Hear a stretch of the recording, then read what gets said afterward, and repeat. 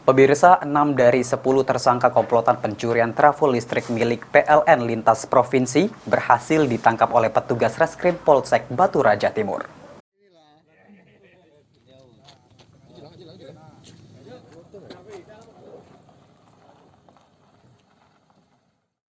6 tersangka pencurian trafo listrik milik PLN di kawasan Kampung Baru Batu Raja berhasil ditangkap oleh petugas Reskrim Polsek Batu Raja Timur.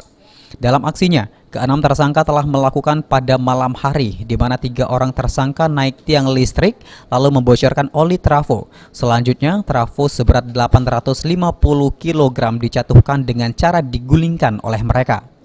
Dari kejadian tersebut, polisi kemudian melakukan penyelidikan dan berhasil mengungkap identitas para tersangka, yang juga pernah beraksi di Lampung dan sejumlah daerah di Sumatera Selatan. Dari Polsek Batu Raja Timur telah mengamankan 6 pelaku pencurian dengan pemberatan, yaitu pencurian trafo milik PLN Persero. 6 pelaku ini telah kami amankan dari Satuan Unit Reskrim Polsek Batu Raja Timur. Mereka melakukan pencurian trafo berjumlah 10 orang. Yang kita tangkap sebanyak 6 pelaku, 4 orang masih DPO. Menurut keterangan salah satu tersangka, rencananya trafo hasil curian akan dijual di penampungan barang bekas. Ada 3 tempat di provinsi lain? Itu pabrik mati, Pak. Mesti sama warga sana mengizin. Memang izin? Iya. Mengizin itulah. Izin sama siapa? Warga sana lah. Warga sana. Ya. Itu punya siapa itu, Bang? Pabrik mati, punya kawan pegawai sana.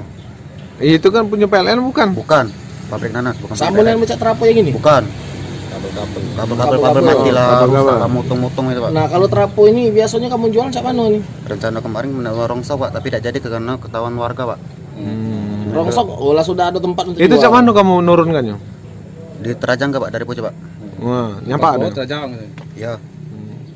Di bawah ada yang nyambut. Mati, Pak, nyambutnya, Pak.